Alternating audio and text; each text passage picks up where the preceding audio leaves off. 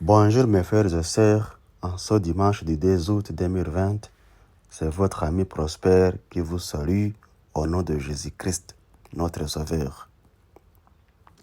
Aujourd'hui, nous allons parler de la repentance. Et pour ce fait, nous allons nous servir de 3 passages du livre de Matthieu.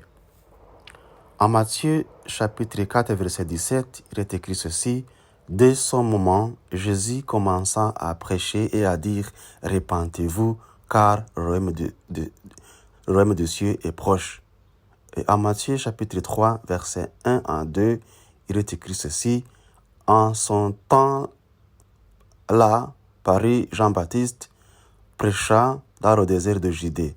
Il disait, « Repentez-vous, car le royaume des cieux est proche. » Et en Matthieu chapitre 3 verset 8, il est écrit ceci: « Produisez donc du fruit digne de la repentance. » Ou encore, « Montrez par des actes que vous avez changé de mentalité. »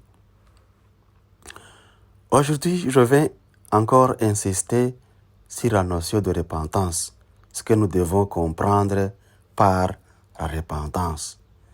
D'une manière générale, le terme repentance désigne la manifestation publique du sentiment personnel qu'est le repentir pour une faute que l'on affirme avoir commise et donc on demande le pardon.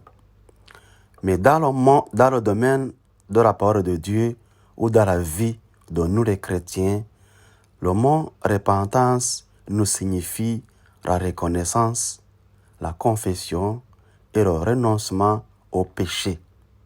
Je répète, la reconnaissance, la confession et le renoncement au péché. Lorsque on renonce, on ne revient plus.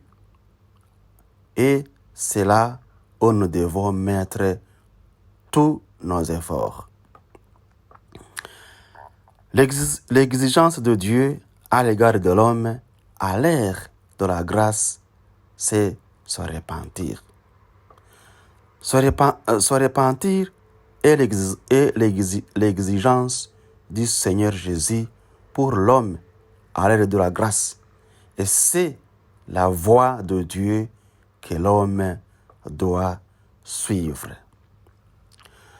Ce n'est qu'en nous repentant et en nous purifiant vraiment que nous pourrons entrer dans le royaume des cieux. En conclusion, beaucoup de croyants dans le Seigneur ont de telles confusions. Nous confessons souvent nos péchés et nous nous repentons au Seigneur en larmes, c'est-à-dire en pleurant.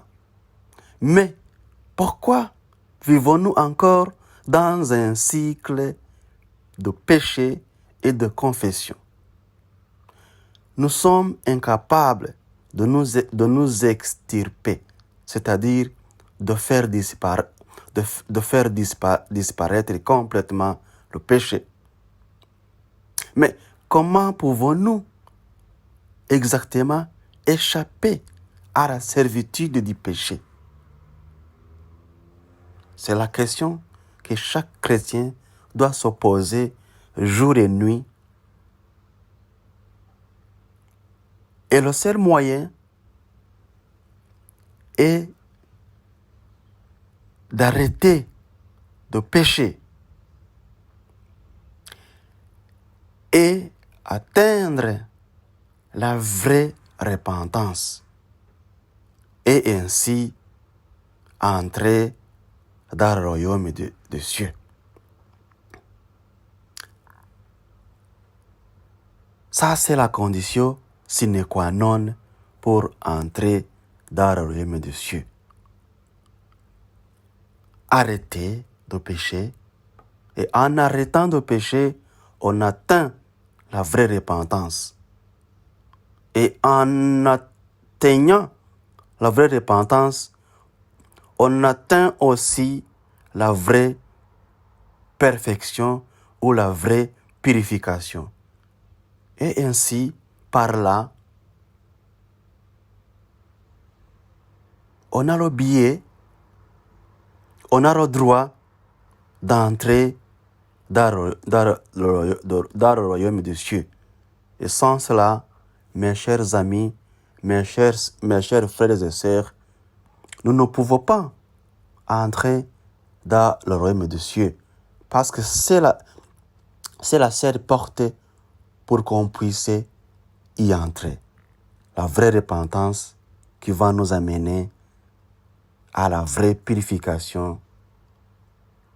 Et ainsi, ça va nous permettre d'entrer dans le royaume des cieux et ainsi vivre la vie éternelle avec Jésus-Christ, notre Sauveur.